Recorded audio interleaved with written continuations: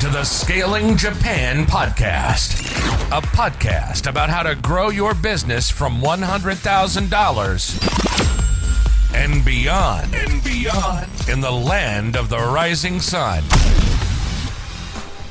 Welcome to the Scaling Japan podcast. I'm your host, Tyson Batino, and I would like to thank Hashi Media for sponsoring this episode on B2C market entry.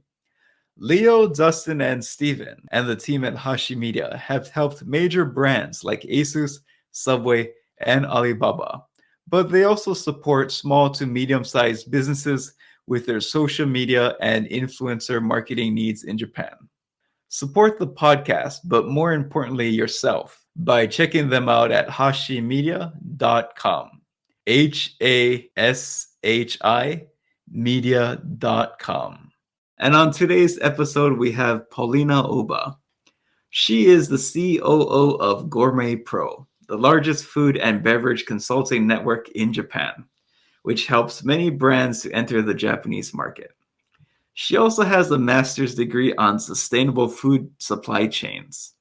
I have invited Polina today to help us better understand Japanese consumers based on her wide range of experiences of helping companies target many different customer segments in the Japanese market in the food and beverage industry. And this is not our first guest from Gourmet Pro. We also had one of her coworkers, Vincent Nicole, to talk about crowdfunding and distribution in Japan. So glad to have you on the podcast, Polina. Hi, Tyson. Thank you so much for having me. I'm so excited to join you today and to share about the Japanese consumers and a little bit more about their behavior and attitudes. But before that, I would love to share a little bit more about me and also Gourmet Pro.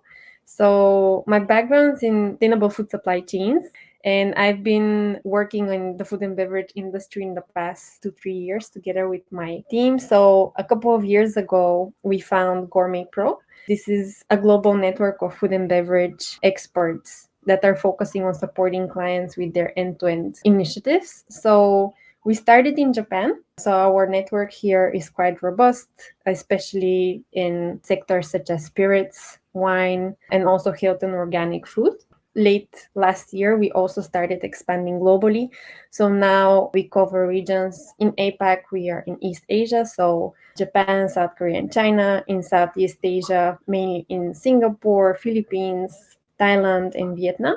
Also India in South Asia. In West Europe, we are more covering the western part. So UK, Italy, Spain, Denmark, France, Belgium, and so on. And lastly, our key market is in the US, in North America. So our main goal is to cover everything within the food and beverage space. So from market entry, business development, trade marketing, new product development, digital marketing. So we really try to cover a wide spectrum of services. And what we try to do is to have a cross-border support. So we usually try to provide help and work with clients that are out of their local market or out of their well-known region, so we can better support their initiatives. So we do support clients from different sizes as long as they're in the food and beverage space. I'm very excited to join you today and share a little bit more about the Japanese consumers. Yes, I'm very excited to dive in and to learn a little bit more about the B2C space and specifically just how different demographics have different behaviors and purchasing patterns.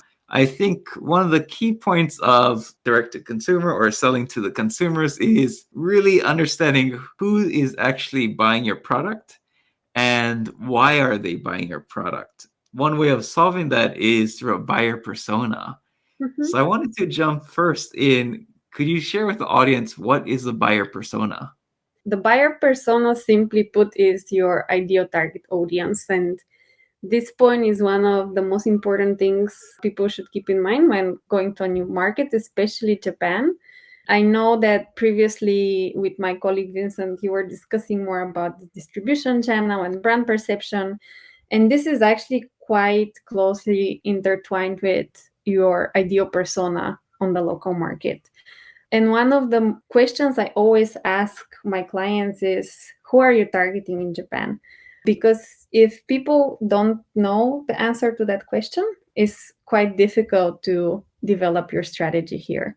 Some important points that we should consider when developing this ideal buyer persona is, first of all, what type of age group are you targeting? Maybe you're targeting the young female who is really open-minded and ready to try new products, or you're trying to get to the silver generation with the purchasing power, like large purchasing power in Japan, and really health conscious. So it's very important to navigate through that. Also, Japan is very specific market in terms of the age. Everybody knows that it's rather aging population, so there is a really huge gap between the younger generation and the older one. So just defining exactly where you want to aim at is very important. Also in Japan, the location is very important. There's those conglomerate cities like Tokyo and Osaka, where within the city there's different areas where the population is different.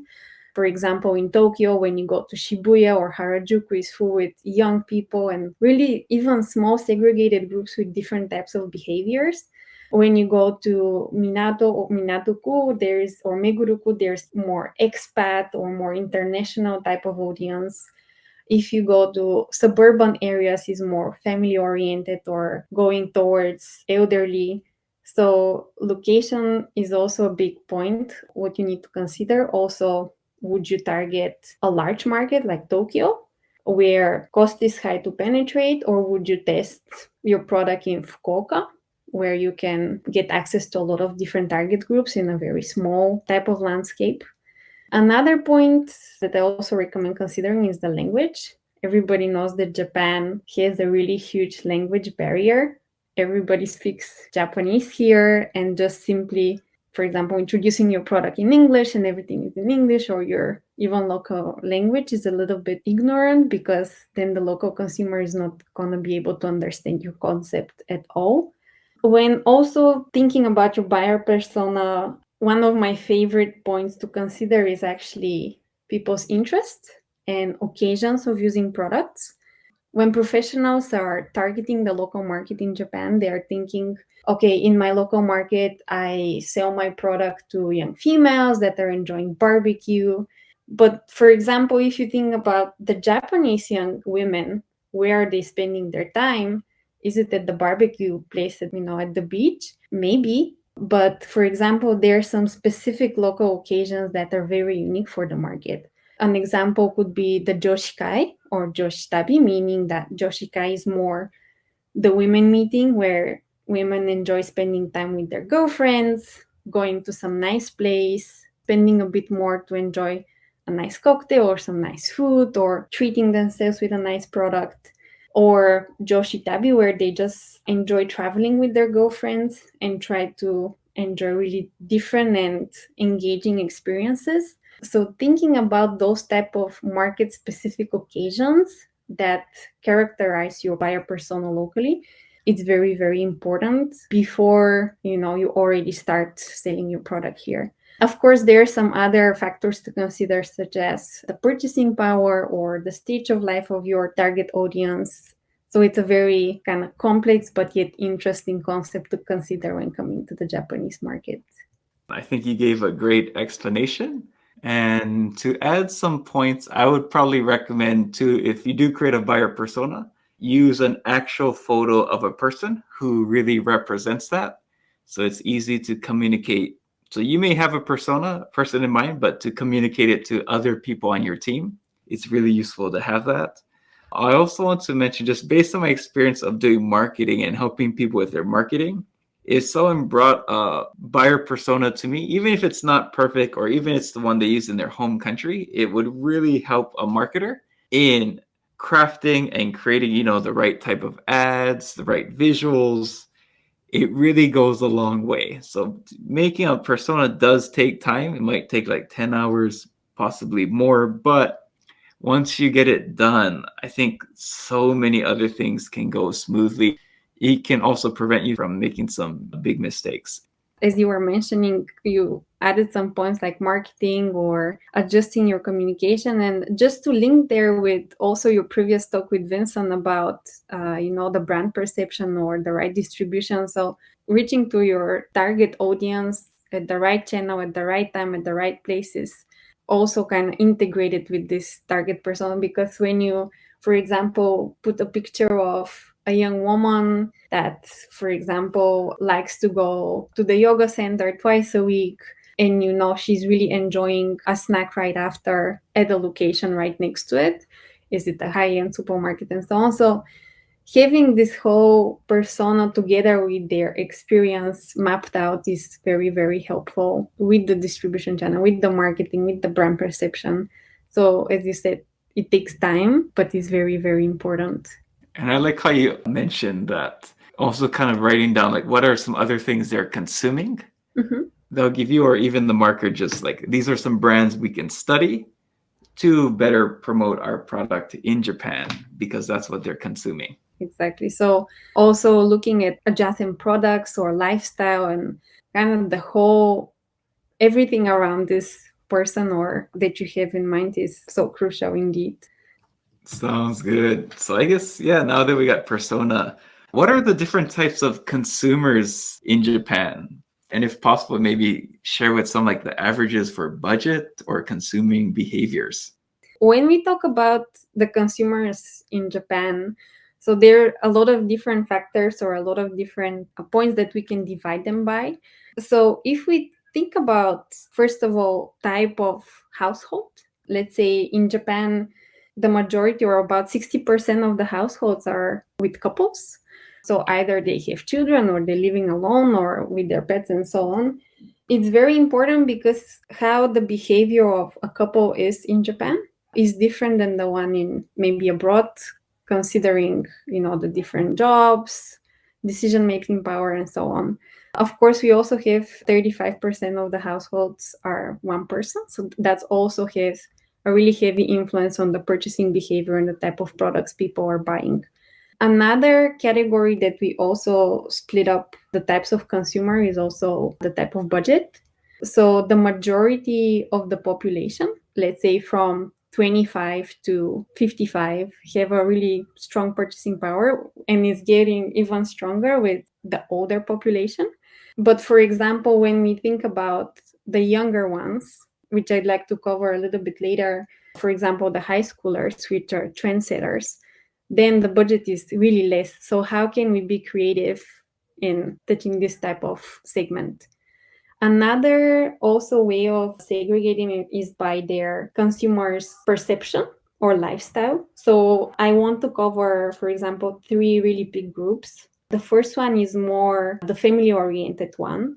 Those are people that usually live either with their parents or with their children or with their partner. They focus more on the well-being of the whole family. They're not really conscious about their status, or they don't want to show up and distinguish themselves among their peers and prefer to follow the trendsetters.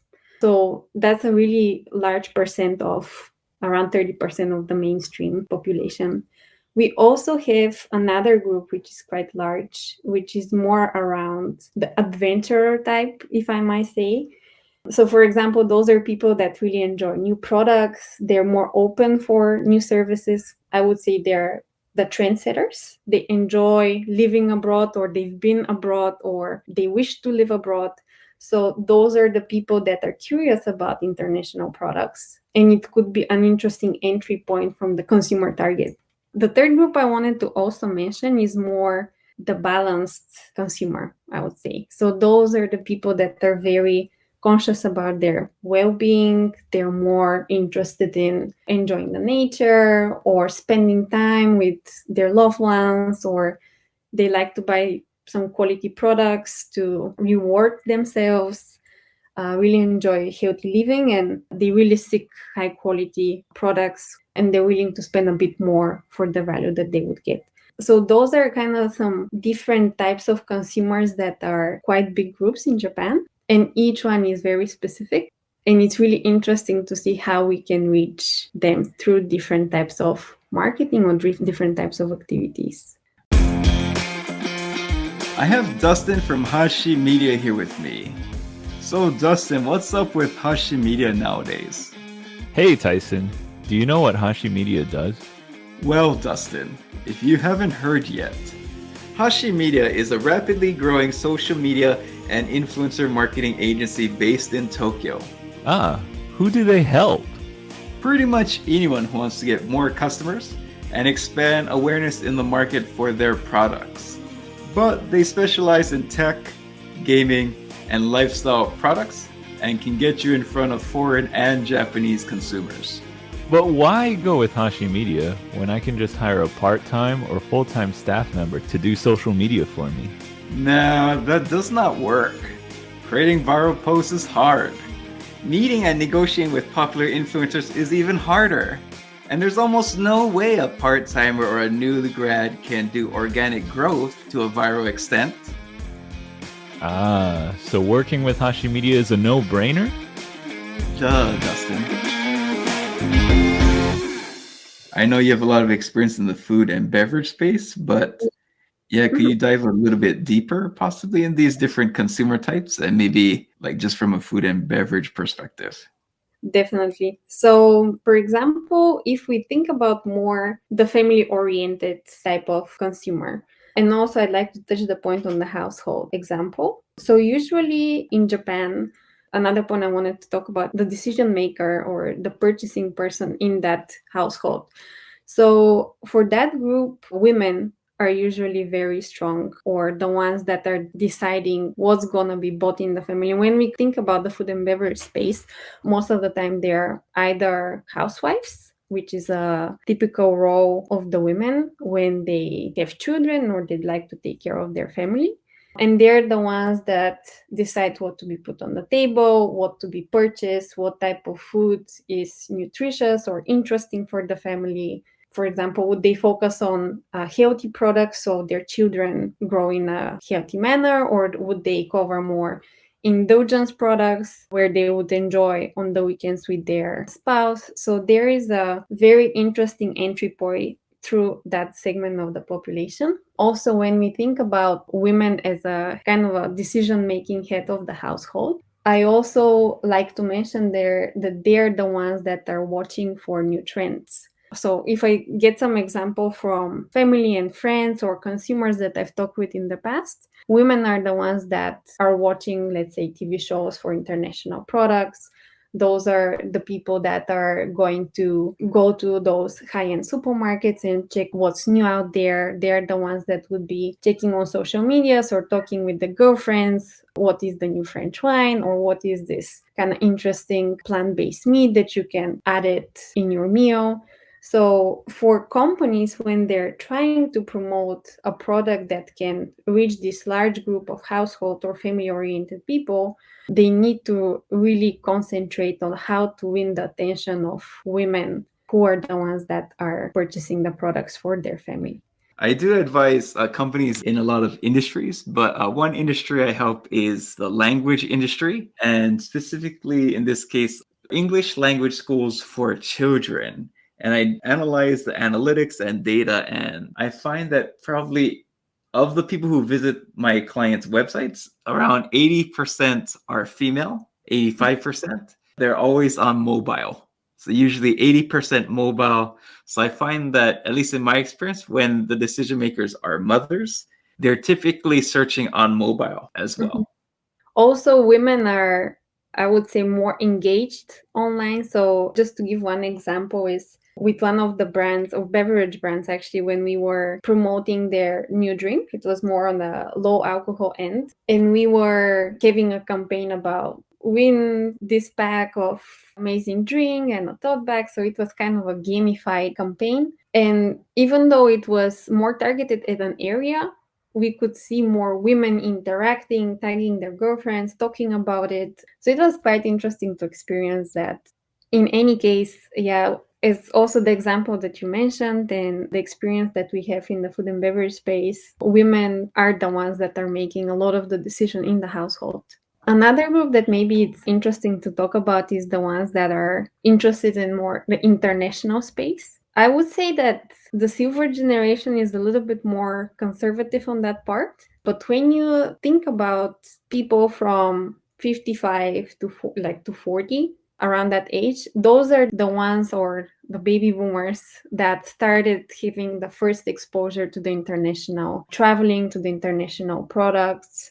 Still, they didn't experience so much kind of living abroad, but were the ones that first started traveling abroad more extensively. And the more you go down through the generation, this interest towards international culture is enhancing. For example, if you think about, let's say, people from 25 to 40, those are the ones that already have experience living abroad. Those are the ones that are already speaking probably a second language. Those are the ones that are looking for international movies, international influence, international food and beverage. And actually, this is one of the target groups that I always talk with clients, introducing some new interesting products to the Japanese market. So within those kind of open-minded international trend seekers people, an interesting target group there is from 25 to 45 females. They already have some type of an income because they're already working there. They have traveled already. They're very curious. They enjoy their life. They enjoy time with their friends. Maybe they have children, maybe they don't. They're the ones that take care of their health, and they're explorative about what types of products they can introduce to their diet or to their lifestyle. For example, something interesting that I want to mention for the target group is during COVID. One of the things that was interesting to observe is in our industry is, the no low alcohol type of beverages. Because of COVID in Japan, you couldn't enjoy drinking outside. So that was one of the reasons why this type of alcohol beverage was introduced to the Japanese market and gaining popularity. But another kind of adjacent trend was there too. How women or young women from 25 to 45 who enjoy hanging out with their friends or who enjoy exploring to be more in control. Even young men in that age group who, as you know, in Japan, there's a lot of nomikai, but people want to be more in control. They want to introduce more healthy things to their lifestyle. They don't want to overdrink. So this non-low alcohol trend really exploded during COVID and even now after COVID. And a lot of international brands who are specializing in the low alcohol space could really make it happen here. Yeah, I saw that even Budweiser had a non-alcoholic beer Yeah, in yeah. Japan. We even had one client that was really interesting for low alcohol hard seltzer. The hard seltzer category was non-existent in Japan. But because people try to enjoy something refreshing, something low alcohol, something that, you can still drink at the beach or drink at the park or have with your friends at home, but still kind of keep your control and enjoy responsibly. So that was kind of an interesting trend to be observed. That is really interesting. I was also curious. I did see that trend pop on, and now I Mhm. know why. But yeah, it makes perfect sense that they wanted to maintain being sociable, but also having control. And I think you Yes. also mentioned, I think a different type of trend leader is high schoolers. And could you Yes. tell us more about that? It's a very interesting target group. I would say within the high schoolers, the girls are the ones that are trend setting. And with some of our experts in our network, we always talk about it. An interesting example that is very, very prominent in Japan is the boba tea drink or the bubble tea. I don't know if you noticed that maybe 3 or 4 years ago, just the bubble drink shops or vendors increased so much in Japan. It was, you could basically see them almost at every corner of the street. You can see high school girls drinking boba everywhere, and maybe one year later, even the salarymen were drinking boba tea on the street. So this is a really particular group. So they are characterized with, of course, lower incomes. They don't really produce any type of income, or they have some part-time job. But what is specific for them is that even though, for example, companies cannot offer premium products for them, companies can experiment with the experiences they create for those type of targets. So the interesting part of the high schoolers is that they really enjoy spending time with their peers, and they'd like to, for example, go to the mall or go to some interesting game center where they can create some new unforgettable experiences. And what happens is that they start trying some new products. They share it online with their friends. So that's how they start communicating about it. And when they go back home, they share about this new cool product that they tried, not only with their friends, but with their moms, who share also with their dads. And that's how the trends start picking up from this particular segment of the society. And the boba tea example is one of the ones that kicked off from the high school girls, actually, and exploded throughout the whole country. Gotcha. That is funny. Yeah, I was curious how that happened.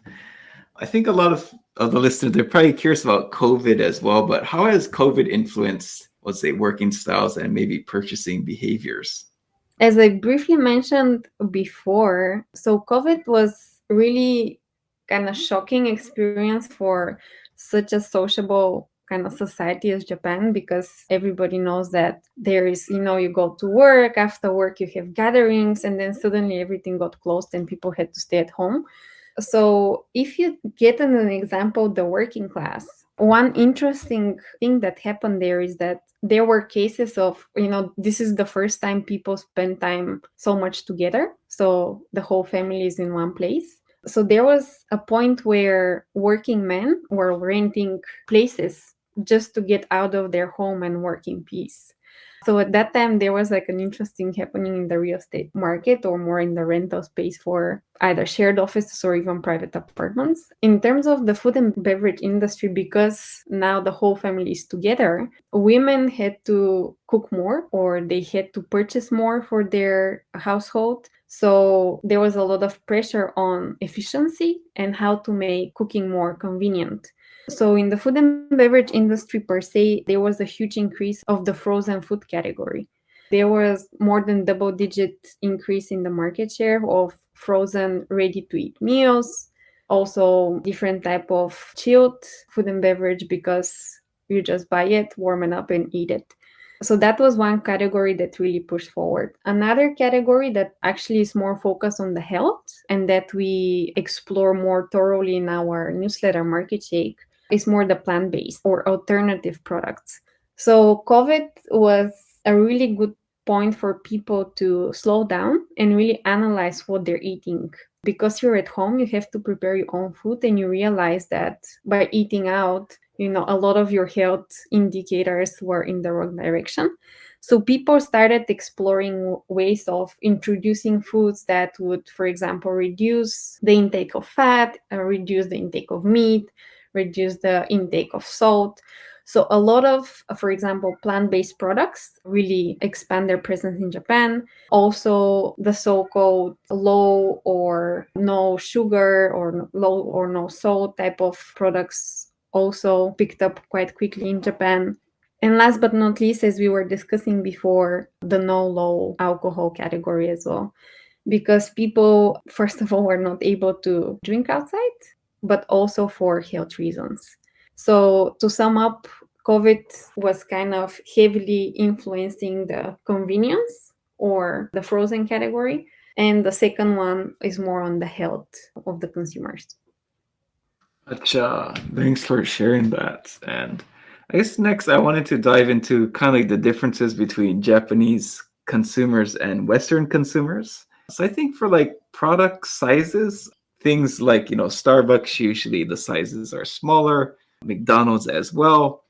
The one exception would be Costco, where people told Costco they would probably fail because Japanese consumers don't want to buy something that big, but Costco proved them wrong. But I'm kind of curious, are there any differences in maybe like purchase sizes? In general, when we look at consumers in Japan, and everybody has observed that the packaging is smaller, as you were just explaining. And the reason why is that Japanese homes in general are way smaller than Western homes. When you go to an apartment, for example, you can see that the kitchen is way smaller, the fridge is small, the cupboards are smaller. So consumers don't have the ability to even store products that are in larger packings. So this is one of the reasons why Japanese products are relatively smaller in terms of size. Another factor that also influences the packaging is also the consuming patterns or the convenience of consuming. So, for example, when you go to 7-Eleven or any type of convenience stores, there's a lot of snacks that are really, really small packaging, like 100 grams or 50 grams, because people just like to grab something, eat it on the way, or have it in a regulated portion. For example, when you're in Europe or any other Western countries, you would rather buy a bigger size and just indulge the whole day. Here is just you grab a smaller one and just continue with the day. Probably, as some of our listeners have explored, that you cannot just start eating on the street. So something quick, easy to consume, or sealable package is way more convenient for the consumers than a large, bulky product. It's interesting that you mentioned Costco, that they made it with the big packaging. Just I wanted to highlight 2 points there. The first one, of course, Costco has large packaging, but also within the large package, you can find out smaller packaging within the big package for those type of proportionate consumption occasions. And the second thing is that Costco is not only putting emphasis on the larger pack, but more on the experience. So Costco is usually in the suburban areas. So when people go there, they consider it as a experience or like the daily retail Disneyland. So people just go there for a whole day to really enjoy going through the racks, exploring those new products, tasting, experiencing, touching these really interesting and new packages and products for them. So it's a different type of positioning with Costco if you compare it with the different other retail stores. Based on my experience of going to Costco, you'll often see couples or families go there. And I think another equivalent is Tokyo Hands as well, which is a very big department store, but they have a lot of cool things.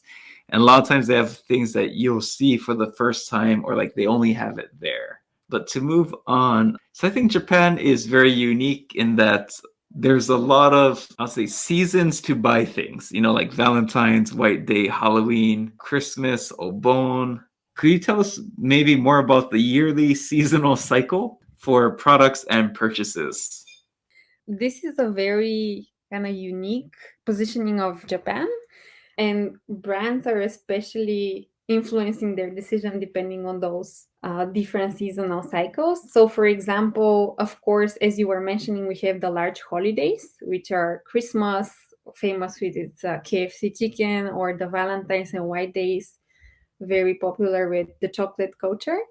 But we also have the seasons. So in Japan, it's very interesting that each season has its specificity. So for example, if we take the food and beverage sector, each season is characterized by a different product or fruit. So for example, in summers, watermelon products, a lot of melon products, ranging from ice creams through smoothies, through even drinks and lattes.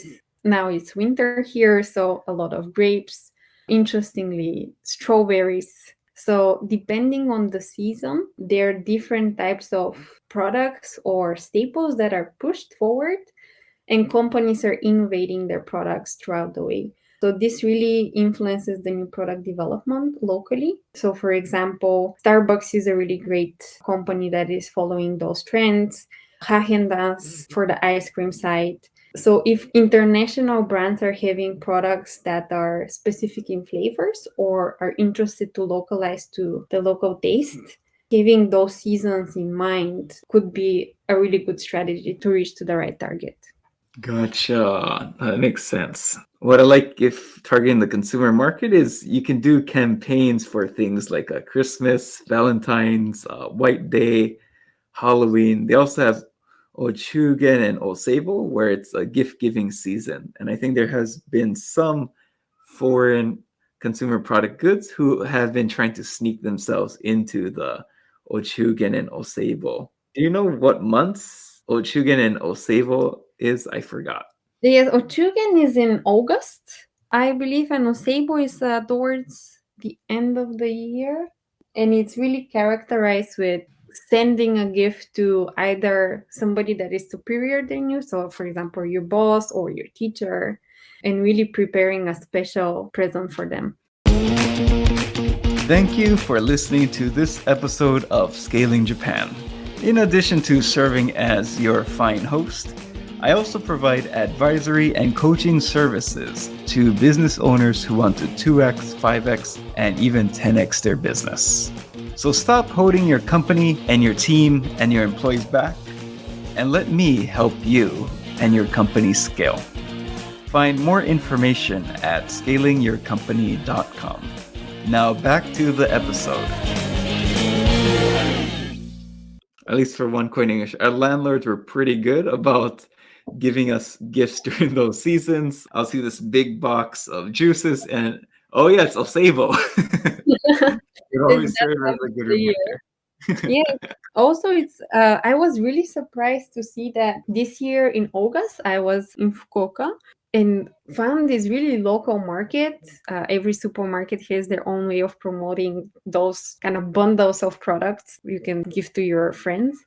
And there was also ice cream of Haagen-Dazs and Godiva type of bundles. I was like, oh, I guess international companies in Japan are also taking on that occasion, which is really, really interesting to observe, because usually you see mainly Japanese products such as beers or even noodles or fruits. So it was really, really nice surprise to see also internationals jumping on that. Yes, I think just anyone who's in the consumer space, there are a lot of holidays and seasons and events in Japan that you can take advantage of to launch a campaign to deliver something unique to the customers. And I guess my next topic was going to be, during the year, are there periods of low and maybe high consumption?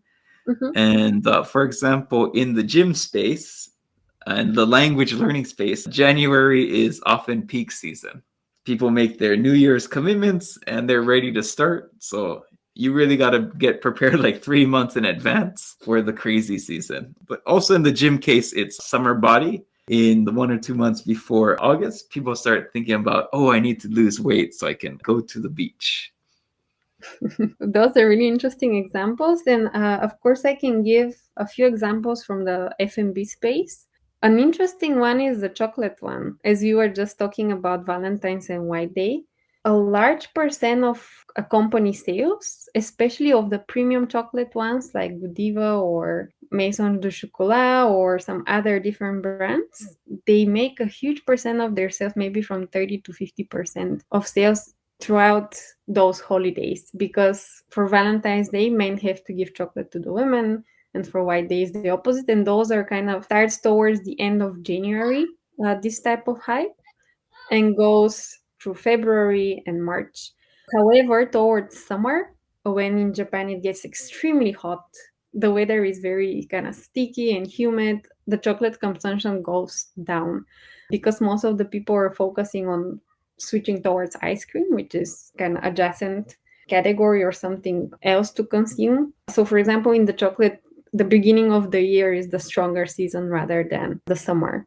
Also, if you compare the wine and beer, that's probably quite similar to the Western markets, but in the winter or colder months, more warmer drinks such as wine or sake or shochu are consumed, where in the summer, even when you see more promotional campaigns or even social media campaigns, beers or more hard seltzers are popular for consumptions.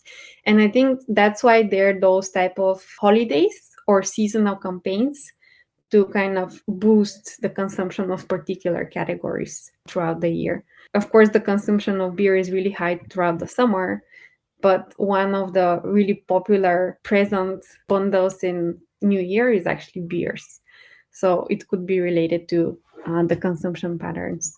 Thanks for sharing that. And yeah, it's interesting to hear about the high amount of, let's say, purchasing. I think you mentioned like 30 to 50% for some of those chocolate or maybe like dessert companies. And they kind of remind me of, in terms of like, online courses or anything that's really related to like Black Friday and Cyber Mondays. Yes. Companies would often make like 30% of their sales. Yeah. And so moving on. So I guess, what sources do customers trust for making buying decisions in Japan? So for example, in the language school industry, One tactic that people use is they have some professor that says their learning method is amazing from some university that people have heard of. So that's one way to get established trust for your consumer product or service. Also, it's having celebrities like using your service in the language industry. And the other one is probably like TOEIC certifications. I know in the food industry, I think, like obviously taste testings, TV commercials, Tavelog, also like B grade, they have A grade, B grade, they call it like B grade or BQ food. A lot of times I'll see like, at least on the lower end of food, they'll say like, oh, this food won the B grade championship, so you should give it a try. Yes, I know those are common ones for language and food industry, but could you tell me maybe more about influencers? So in terms of influencers or key opinion leaders, they have a huge part of consumer perception. I think you briefly mentioned something around celebrities learning in the language school industry, and it's pretty similar for the food and beverage industry as well. So there are two types of key opinion leaders that usually companies would collaborate with. So the first one is more on influencers that are directly connected with the brand or the type of category. An example could be, let's say, a cocktail performer or a beverage type of bartender is quite popular on Instagram or Twitter. And if you collaborate with them to present your new drink or beverage on the market, could be a really great way to connect with your consumer for the first time. An example that we recently observed was a PR campaign of Suntory with a very, very popular cocktail performer called Nami in Japan. And it's a good way, a safe way to connect with your audience. There is also kind of adjacent way of collaborating with influencers. So this is really, the first one is more related with people within the food and beverage space. The second one is more, it's not necessary your influencer to be within the industry. Sometimes, for example, the Bombay Sapphire brand, which is a beverage, collaborated with a Japanese freestyle footballer, or for example, an energy drink can collaborate with a gamer. So there could be those type of occasion-based influencers that can really support your brand. Of course, just to specify a few key points around collaborating with KOLs in Japan, it could be very costly if you'd like to, of course, engage with somebody that is quite famous. So it's really important to select the right person that really resonates with the brand, that is going to kind of use the product in a more natural way so it doesn't look fake, because people really kind of look for advice or examples from their admired influencer. I want to mention two more different ways that could really enhance introducing your new product to Japan or touching, bases with the Japanese consumers, and to have it in mind. One thing that is quite popular among Japanese consumers is actually forums. So consumers are usually always checking in advance before buying something. I found statistics that about 70% of people, or kind of 3/4 of the population, always check first online, kind of through forums or feedback from friends, or asking somebody online if they have seen the product, touched the product, have some type of feedback about the product before they actually purchase it. So it's very important to kind of have a good rapport with those early adopters, because that's going to spread out online and people are going to look for such type of information. What are some forums that people look at? The most popular one is in Yahoo, actually. So I have several friends that always go to Yahoo, check the forum, look for some feedback, and understand what are people thinking about. Another one is also through Twitter, because it's anonymous and you don't really know who's the person behind a comment. A lot of the feedback also happen on Twitter. So those are two channels that I know are quite well used in Japan for feedback search. So the last question for this episode will be, for influencers, how much would someone expect to pay? Usually in Japan, at least what we've observed through our work with influencers, is that there's always an intermediary, for example, an agency that is going to have a pool of influencers, and you need to closely collaborate with them on the selection, payments, and so on. So expect that you're not going to directly work with somebody, but there's going to be somebody in between. And also depending on the type of influencer. So for example, there are micro influencers that are up to 10K of followers, more macro influencers that are up to 100K. And of course, the large stars where they have more than 100K of influencers. So depending on the size of the followers, it could be from 10 yen per follower and going upwards. So usually when you engage with KOLs in Japan, you need to be mindful, or you need to know that you have to invest in that space and be patient for the communication, for establishing good rapport, and expressing what are your expectations in the end of the day from this collaboration. I think another thing on our list was crowdfunding. And I think for those who are interested in crowdfunding, Gourmet Pro are experts in crowdfunding. And so I will link to an episode with your colleague Vincent in the show notes. And two last points was, if you have a Japan Good Design Award, or if you get a JCR, in Japanese it's Nihon Consumer Research. I'm not sure what it is in English, but it's probably Japan Consumer Research. They have badges for quality. But yeah, so those are a couple other ways to establish trust. And thank you so much, Paulina, for sharing so much excellent and detailed knowledge and helping us dive deeper into the consumer space.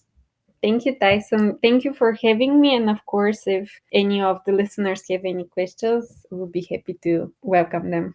We'll be linking to your LinkedIn profile in the show notes. And yeah, if anyone needs help in the food and beverage space with your market entry, Gourmet Pro are the experts. And we'll also link to their website too. Thank you so much. Thank you.